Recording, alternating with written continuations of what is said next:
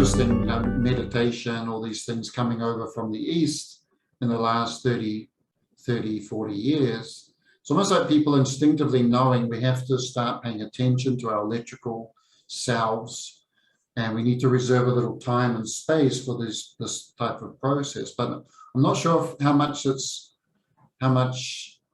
we know that it's preparation for something else that's coming, that's going to really load the human system. And I think, there's another important significance of those stone circles and similar structures is that when they are aligned to the equinoxes and the solstices, I mean, you've got to really know what you're doing to be able to line that up so that's that exact. Yeah. And then this phenomenon of the precession of the equinoxes, where it appears that the zodiac signs are moving backwards through time. Now, that's 1 degree. It moves 1 degree every 72 years. So that, it's almost a lifetime or a generation, and it takes 26,000 years to cycle the full way around. So that's another very interesting thing. What is so important about what might be coming in the future that you'd have to be that accurate and want to know exactly where you were in time, not just planetary seasonal time, but really you're looking at galactic time. And some of those South American temples and the whole court arrangement that they're lined up at a certain point to align with the center of the galaxy. Now, if our solar system is orbiting around the center of the Milky Way, and we know how powerful the sun is, then whatever's at the middle of the Milky Way that everything else orbits around must be an incredible power. So, I think you're having all of those levels in there, and obviously really tuning in with the planet and tuning in with its fundamental frequency.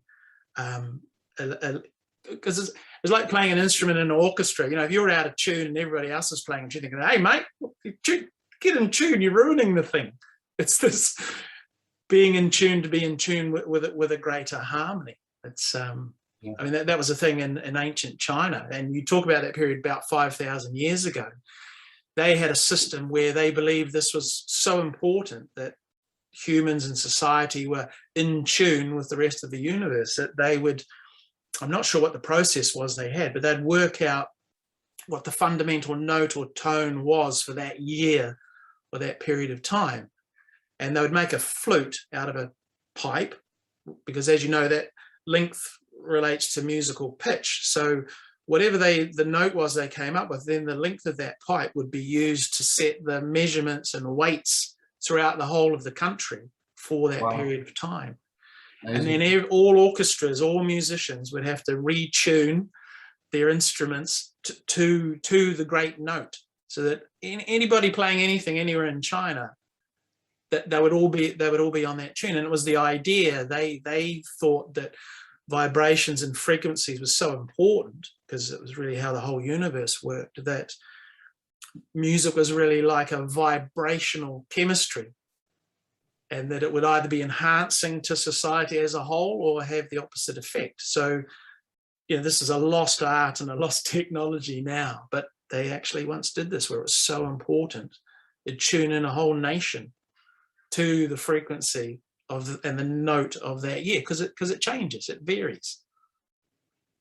It's amazing, and it's a beautiful loop back to the idea of the hinges as well, the stone circles, because they say they're so often arranged to different cosmic alignments and equinoxes and solstices that they say they could have been a calendar. But if you think of that idea that you said, that they not only want to get a charge, as we're putting forward in this conversation, but it's the quality of the charge. It's one thing to be charged, it's another thing that it's charged with the quality of energy.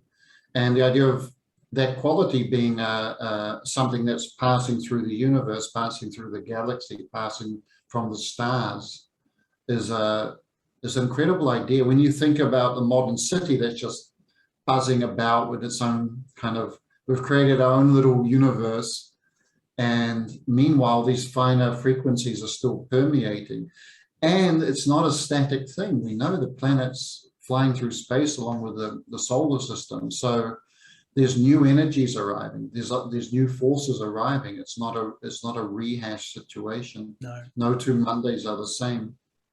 And quite literally, this is one of the things that's part of the times we're living in, is that you know, our entire solar system, where it is in the position in the galaxy, it's moved into an area where there's, you know, because they're picking this up, a much more intense cosmic radiation.